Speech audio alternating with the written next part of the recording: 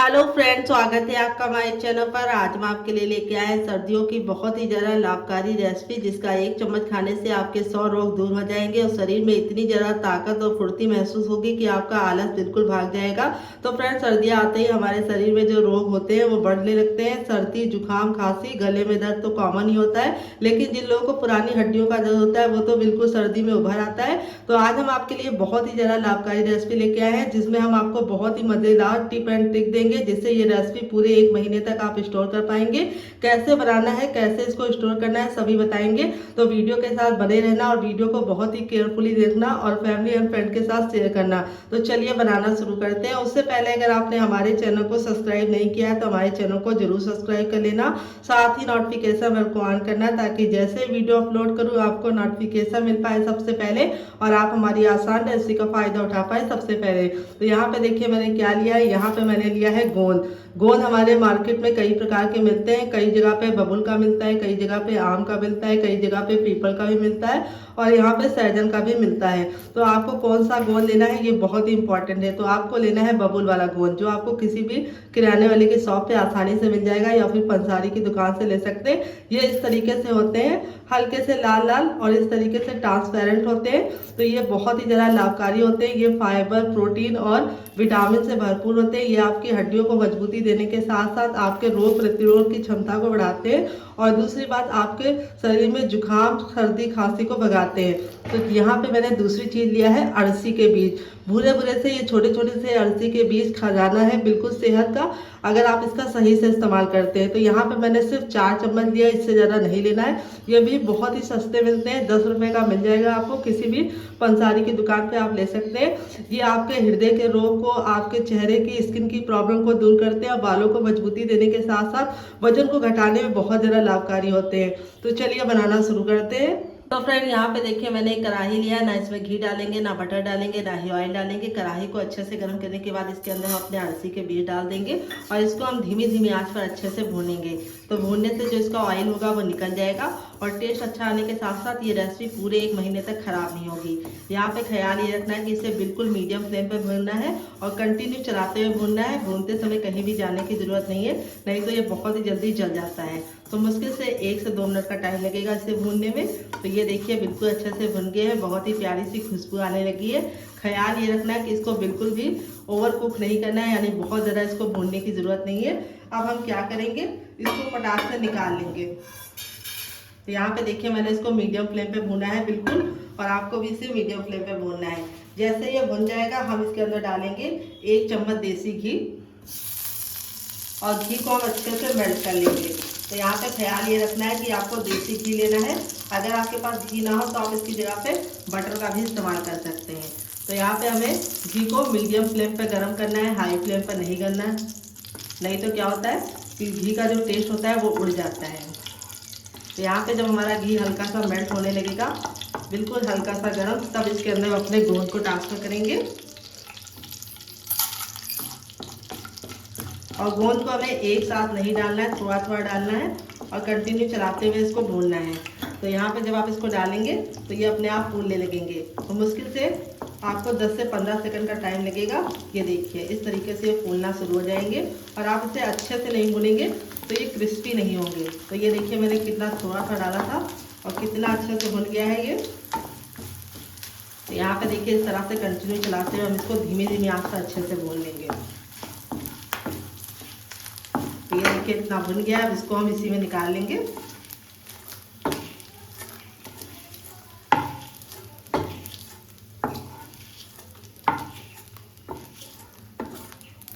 और हमें इसको बिल्कुल भी लाल नहीं करना है। तो ये देखिए जब हमारा गोंद अच्छे से भुन जाता है तो हम इसको इस तरीके से तोड़ते हैं। तो ये देखिए बिल्कुल अच्छे से ये टूटता है। तो अभी ये गर्म है, जैसे जैसे ठंडा होता जाएगा हार्ड होता जाएगा। अब हम अपना बचा हुआ भी गोंद डाल देंगे।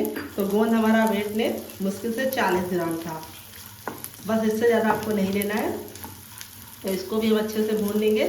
तो यहाँ पे हमने बहुत ज़्यादा घी का इस्तेमाल नहीं किया है गोंद को भूनने में। अगर आप बहुत ज़्यादा घी डालेंगे तो फिर वो हेल्दी नहीं बनेगा। तो यहाँ पे देखिए कम से कम घी में आपको इसे भूनना है और इस तरह से कंटिन्यू चलाते हुए भूनना है, ताकि ये बिल्कुल अच्छे से फूले। अगर ये फूलेगा नहीं तो जब आप खाएंगे तो आपके दांतों में चिपकेगा। तो इस बात का ख्याल रखना है कि इसको अच्छे से भूनना है। तो जल्दबाजी के साथ काम नहीं करना है, थोड़ा सा आपको सब्र रखना है और कंटिन्यू चलाते हुए इसे भूनना है। ये देखिए कितने अच्छे से भुन गया है, बहुत ही अच्छा सा हमारा गोंद तैयार हो गया है। इसको भी हम निकाल लेंगे। अब ये जो हमारा बचा हुआ घी है इसके अंदर हम क्या डालेंगे आइए आपको बताते हैं। पहले हम इसको निकाल लेते हैं। तो यहाँ पे हमें कढ़ाई में घी डालने की बिल्कुल भी ज़रूरत नहीं है। जो हमारा घी बचा हुआ है उसी में हम डाल देंगे गेहूं का आटा, जो आपको हर किचन में आसानी से मिल जाता है। तो यहाँ पे मैंने छान के लिया है और आपको भी छान के लेना है। वेट नहीं है, मुश्किल से हमारा 250 ग्राम है। तो यहाँ पे आटे को हमें अच्छे से भूनना है। तो यहाँ पे अगर आप चाहें तो गेहूं के आटे की जगह पे बेसन भी ले सकते हैं, लेकिन अगर आप बेसन ले रहे हैं तो थोड़ा सा मोटा वाला लेना। अगर आप महीन वाला बेसन लेंगे तो अच्छा टेस्ट नहीं आएगा, लेकिन अगर आप हेल्दी खाना चाहते हैं तो आप इसे गेहूं के आटे के साथ ही बनाना। तो यहाँ पे हम कंटिन्यू चलाते हुए आटे को बिल्कुल अच्छा सा गोल्डन कलर आने तक भून लेंगे। ख्याल ये रखना है कि कंटिन्यू चलाते हुए इसे भूनना है। और जो कढ़ाई लेंगे वो थोड़ी सी भारी लेंगे, नहीं तो ये बिल्कुल जल्दी से जल जाएगा और फिर अच्छा सा कलर भी नहीं आएगा और ना ही टेस्ट आएगा। तो चलिए कंटिन्यू चलाते हुए हम इसे भून लेते हैं। मुश्किल से 5 से 6 मिनट का टाइम लगेगा हमें आटे को भूनने में। तो फ्रेंड देखिए 5 से 6 मिनट हो गए हैं आटे को हमें भूनते हुए, और आटे को हमने बिल्कुल अच्छे से लाल कर लिया है, यानी बिल्कुल अच्छा सा हमारा गोल्डन कलर आ चुका है। अगर आपका आटा कच्चा रहेगा तो अच्छा टेस्ट भी नहीं आएगा, और दूसरी बात ये रेसिपी ख़राब हो जाएगी, आप इसे पूरे महीने स्टोर नहीं कर पाएंगे। तो आटे को भूनने में आपको थोड़ी सी मेहनत करनी है, सिर्फ 5 मिनट की मेहनत है और पूरे महीने की फुर्सत हो जाएगी। तो ये देखिए आटा हमारा बिल्कुल अच्छे से गोल्डन ब्राउन हो गया है, बिल्कुल लाइट सा, बहुत ज़्यादा हमने इसको काला नहीं किया, लेकिन बिल्कुल अच्छे से मैंने इसको भून लिया है। तो अब हम क्या करेंगे, इसको निकाल लेंगे। तो गैस का फ्लेम मैं आपको दिखाती हूँ कितना ज़रा लो था, और लो फ्लेम पे ही आपको इसे भूनना है। अगर आपने इसे हाई फ्लेम पे भुना तो ये बहुत ही जल्दी कलर पकड़ लेगा और अंदर से कच्चा ही रह जाएगा आटा। इसीलिए आपको लो फ्लेम पे भूनना है और बिल्कुल भी जलाना नहीं है। तो चलिए अब कढ़ाई को साफ कर लेते हैं, फिर आगे काम करते हैं। यहाँ पे देखिए मैंने कढ़ाई को साफ कर लिया। अब इसमें हम 1 छोटा चम्मच घी डालेंगे और घी को अच्छे से गर्म कर लेंगे, लेकिन ओवर गर्म नहीं करेंगे। जैसे ही हमारा घी गर्म हो जाएगा हम इसमें डालेंगे मखाना।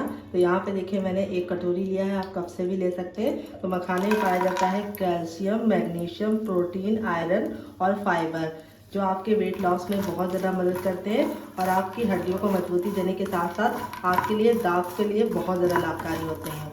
तो यहाँ पे इसको हमें बहुत ज़्यादा नहीं भूनना है, बस इसको हमें 10 से 15 सेकंड धीमी धीमी आंच पर अच्छे से भूनना है और यहाँ पे कंटिन्यू चलाते हुए इसे भूनना है। तो यहाँ पे कम घी का इस्तेमाल करना है, ज़्यादा घी का इस्तेमाल नहीं करना है। तो ये मखाना बहुत ही ज़्यादा सस्ता भी मिल जाता है, तो आप मखाने का इस्तेमाल इस रेसिपी में ज़रूर करना।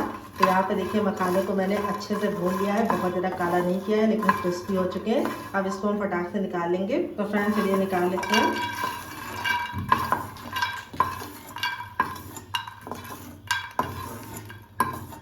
तो यहाँ पे देखिए निकाल लिया है हमने मखाने को। अब हम वापस से इसमें थोड़ा सा घी डालेंगे, सिर्फ ½ टीस्पून डालेंगे हम, और इसको अच्छे से गर्म कर लेंगे।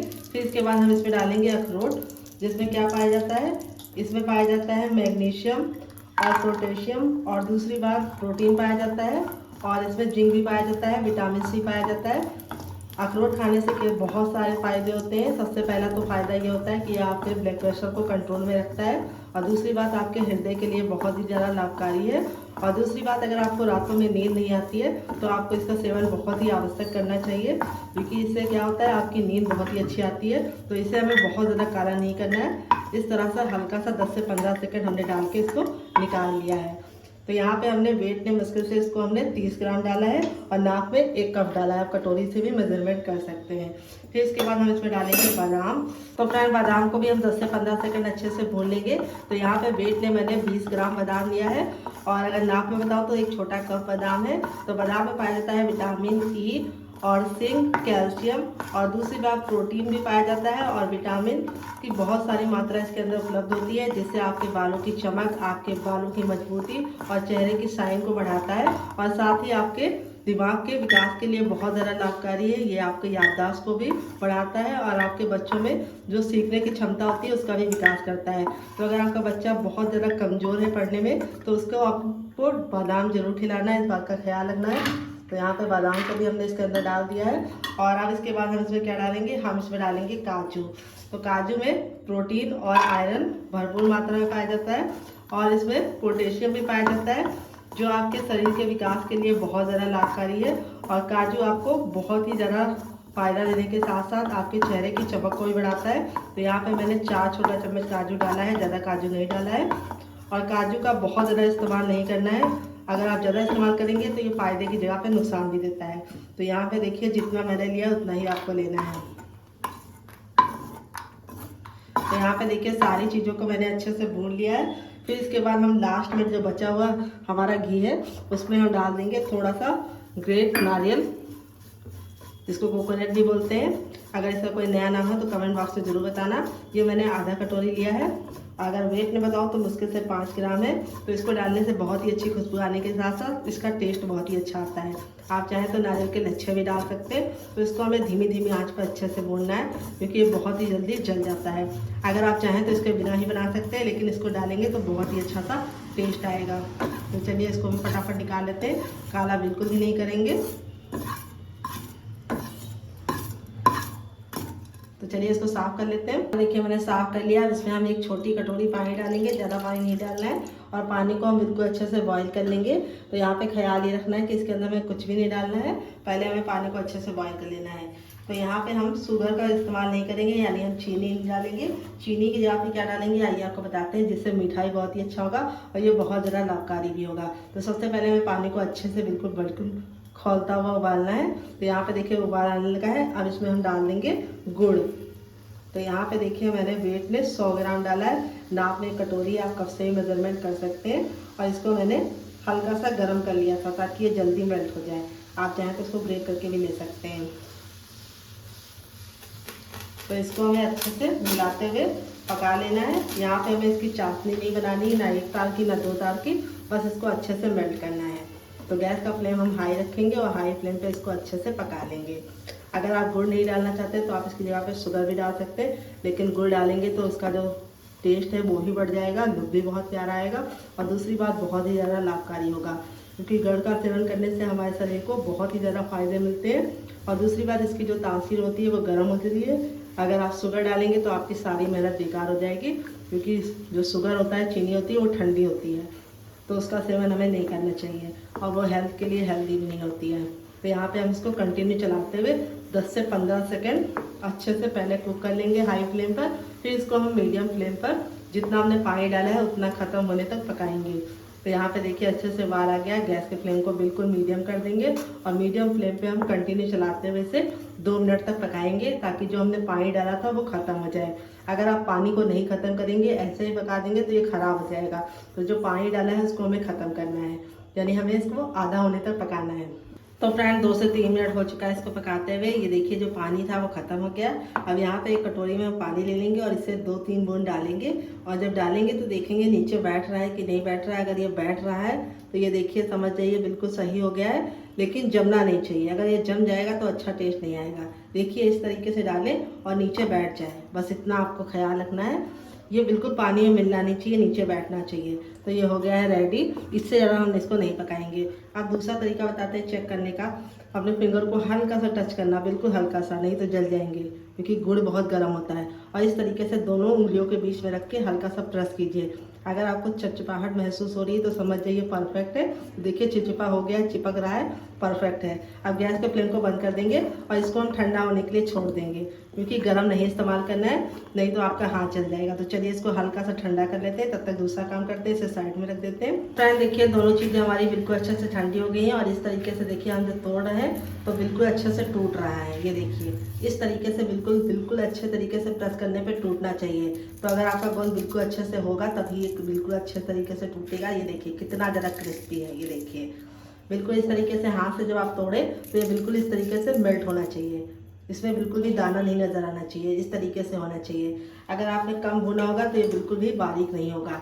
अब यहाँ पे हम अरसी के बीज और इसको दोनों को डालेंगे मिक्सी के छोटे वाले जार में, जो सबसे छोटा वाला होता है। तो फ्रेंड देखिए ट्रांसफर कर दिया। अब इसको हम बिल्कुल अच्छे से पाउडर बना लेंगे। तो चलिए पाउडर बना के लेके आते हैं, फिर आपको दिखाते हैं। तो फ्रेंड देखिए इस तरीके से मैंने पीस लिया है। पीसने में कोई भी दिक्कत नहीं होती, इस तरीके से बिल्कुल अच्छे से पीस गया है। ये देखिए। और अब इसको एक बड़े साइज के बर्तन में ट्रांसफर कर लेंगे।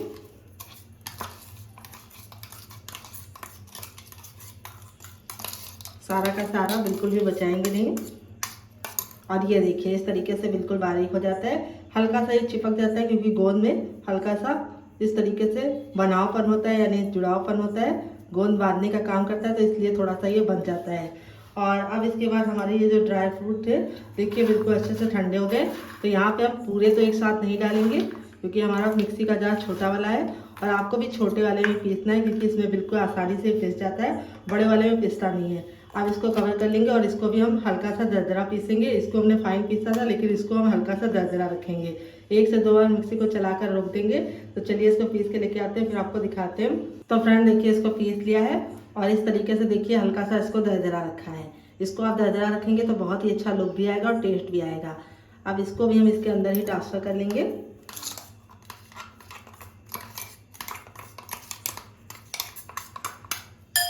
और अब इसके बाद जो हमारा बचा हुआ ड्राई फ्रूट था उसको भी हम इसके अंदर डाल देंगे। आप इसमें चाहें तो और चीज़ें भी डाल सकते हैं, जो आपको पसंद है आप डाल दीजिएगा और जो आपको नापसंद हो आप हटा भी सकते हैं। और आप इसमें अपने मन मुताबिक और चीज़ों को ऐड करना चाहें तो कर भी सकते हैं। तो चलिए इसको भी पीस लेते हैं, फिर आपको दिखाते हैं। तो फ्रेंड इसको भी पीस लिया है, ये देखिए। अब इसको भी हम इसी के अंदर ट्रांसफ़र कर लेंगे सारा का सारा।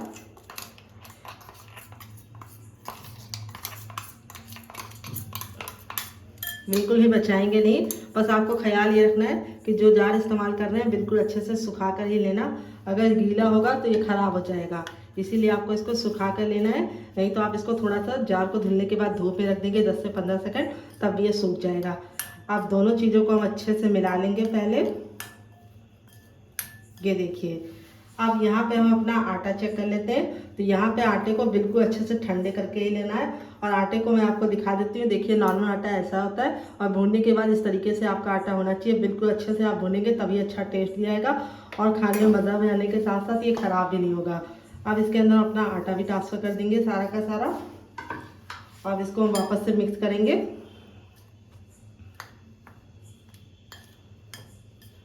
तो आप चाहें तो थोड़ा सा बड़ा बर्तन भी ले सकते हैं और इस तरीके से आप थोड़ा सा गोल लेंगे तो ये कम गिरेगा। और यहाँ पे ये देखिए जो हमारा गुड़ वाला था ये बिल्कुल अच्छे से ठंडा हो गया है, इतना कि हम इसे छू पा रहे हैं। ये देखिए हल्का सा गुनगुना है। तो यहाँ पे हम क्या करेंगे, एक साथ नहीं ऐड करेंगे, थोड़ा सा डालेंगे और इसको मिक्स करेंगे। और फिर इसके बाद हम बाकी भी डालेंगे थोड़ा सा और इसको वापस से मिक्स करेंगे। तो अगर आप मेरे मेज़रमेंट के हिसाब से बनाएंगे तो ये बिल्कुल आपका परफेक्ट बनेगा, ना गीला बनेगा और ना ही बिल्कुल ड्राई बनेगा। अब हम अपना लास्ट में बाकी बचा हुआ भी डाल देंगे सारा का सारा।